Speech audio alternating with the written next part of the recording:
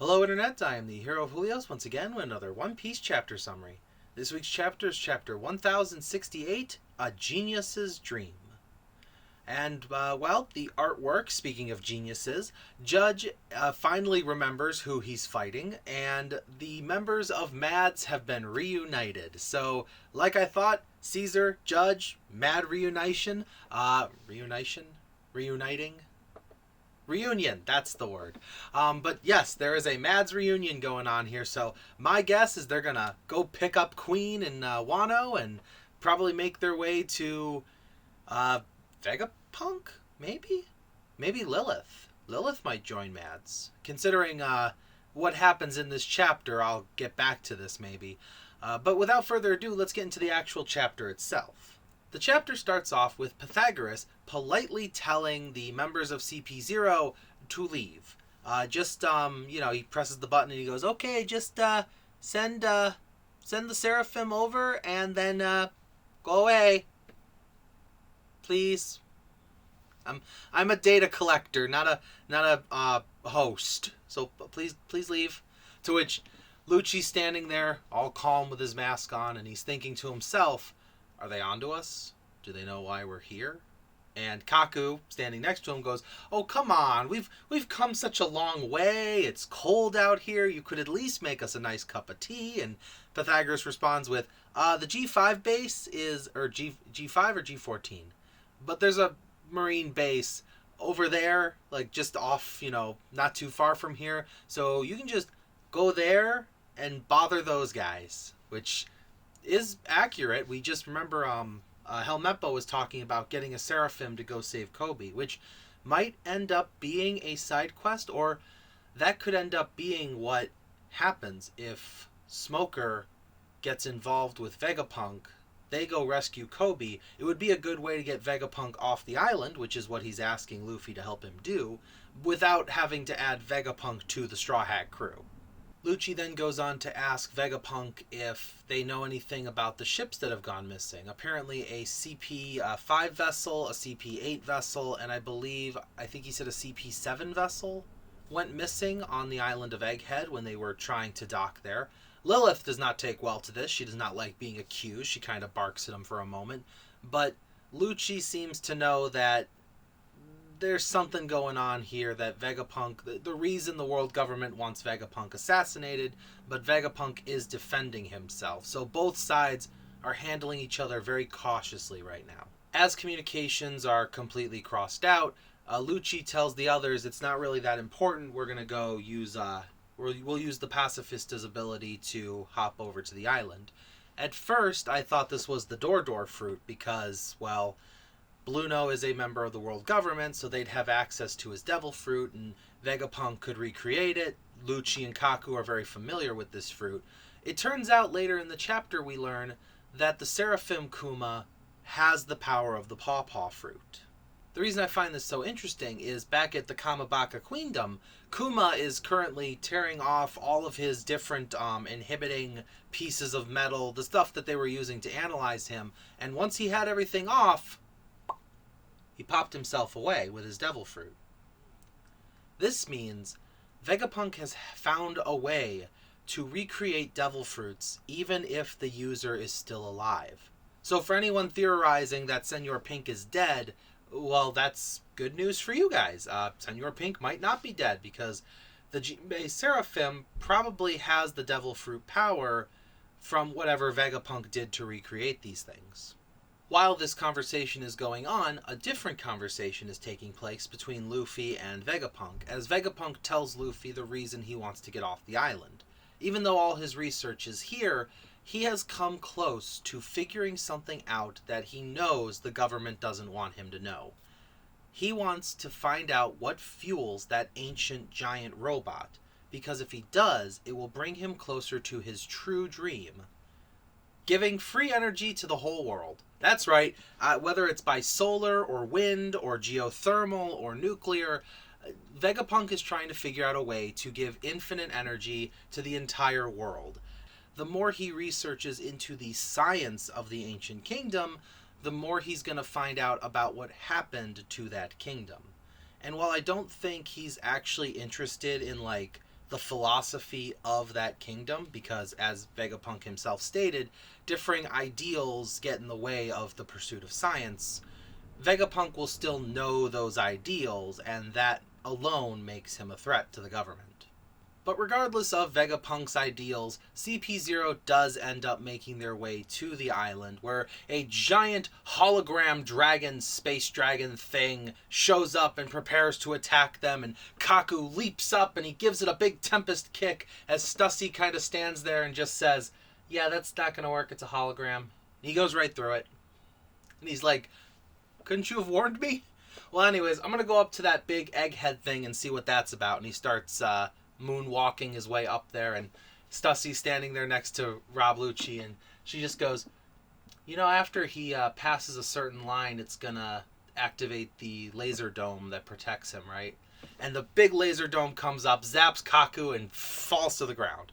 I feel bad for Kaku. I really love his enthusiasm. I think he's gotten a little less serious since the Ennis Lobby incident. Would love to see a rematch between him and Zoro. Actually looking forward to it more than Lucci and Luffy.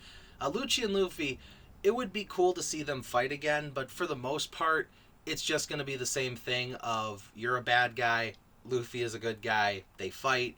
Kaku and Zoro, on the other hand, might actually have some comments on each other's swordsmanship, or, you know, Kaku mastering his devil fruit and being able to turn into a giraffe. I wonder if he still does Pasta Machine. I bet he does. I bet Pasta Machine is like one of his secret moves now that he only uses against Zoro, but I think Pasta Machine is probably his best attack aside from Giraffe Blast. So, I'm looking forward to that fight in particular.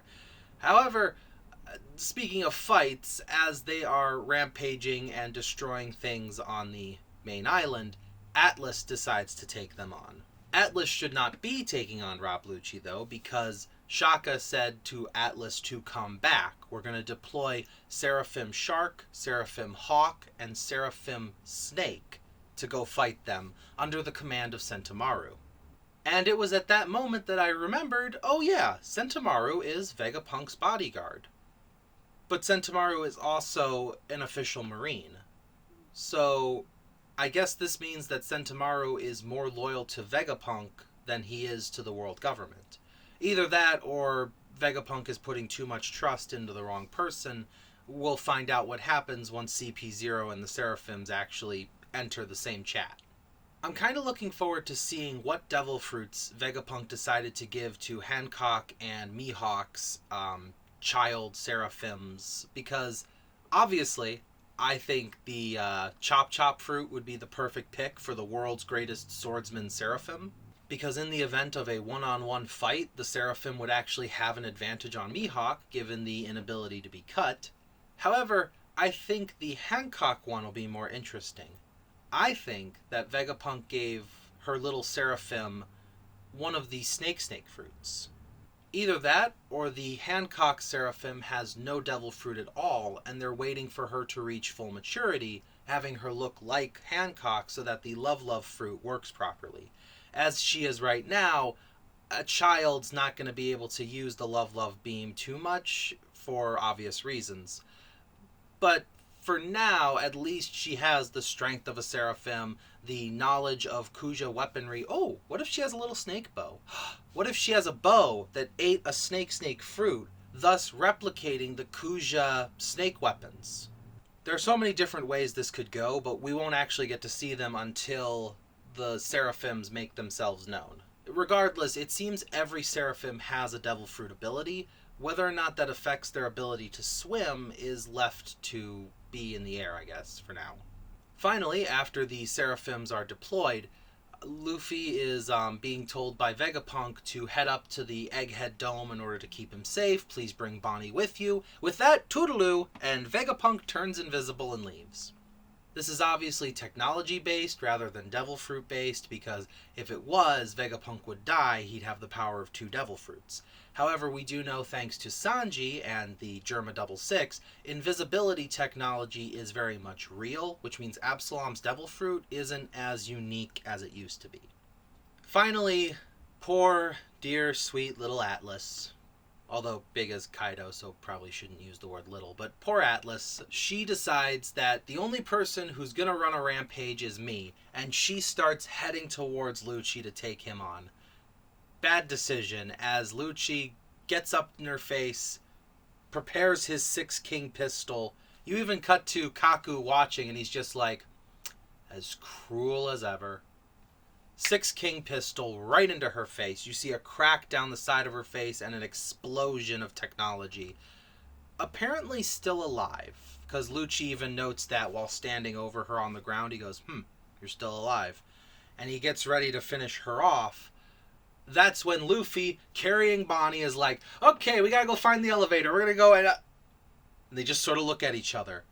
And Rob Lucci looks at him, and he just goes, Straw Hat? And Luffy looks at him and goes, Pigeon Guy.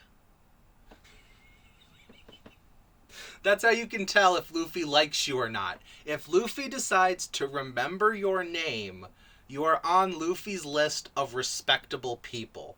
If Luffy does not remember your name, he either has a nickname for you that he really, really likes, or he really, really dislikes you. You'll know by how many times he's punched you. But he'll either call Trafalgar Law Traffy because they're really good friends, or Lucci will be called Pigeon Guy because Lucci is not worth having his name remembered. He is the Pigeon Man. So, everybody and their cousin has been saying rematch, rematch, rematch, myself included. And who knows? If Lucci's bringing out the Six King pistol to fight Atlas, I don't think that's Lucci's best attack anymore. Much like how Luffy, as a reflex, can just go into gear second when he starts a fight, Lucci's had 2 years to train as well. And I doubt he has let that fight with Luffy go out of his memory. He definitely remembers every day that guy that punched him so many times that he went unconscious. Rob Lucci only lost once to that kid with the straw hat. So, if there is a full-fledged rematch, I look forward to it. More likely, something is going to interrupt their duel, at least at first. Maybe they'll get a full fight later. Regardless of how it happens, I'm sure we're all going to enjoy it. And obviously, Lucci has been hyped up in his return since all the way back in, Dressrosa. So let's not say rematch right now, but we're definitely going to get to see what Lucci's capable of in the next chapter. That's not where I'm going to end this, though. Let's talk a moment about Stussy and the technology that she was fully aware of on Vegapunk's island. See, Lucci mentions, you seem to know a bit about this island. And she goes, yeah, this place takes me back. Why does this place take you back, Stussy? Why are you so concerned with how old you are? Because no one's allowed to know that. And you remember what Vegapunk's island looks like. I'm reiterating that because only a couple other people have been here and remember it. Like Jewelry Bonnie, with the devil fruit that changes a person's age. Do you think Bonnie and Stussy have a history together? That's the question I'm leaving with today. Does Stussy know something about Vegapunk's island because she in some way is related to the Sorbet Kingdom? Is she Kuma's wife? Is she Bonnie's mother? Was she Bonnie's sister? Who are you, mysterious woman of undiscernible age, which matches the only other woman of indiscernible age we have in One Piece? Stussy knows a lot about technology and is a phenomenal infiltrator. As we saw, she even tricked Big Mom into thinking she was the queen of the Pleasure District. Big Mom's information network is so good that she was able to track down Germa 66's son's adopted father in the East Blue. When Big Mom invites you to her tea party, she sends you the head of your loved ones if you do not accept her invite. How did you sneak past that?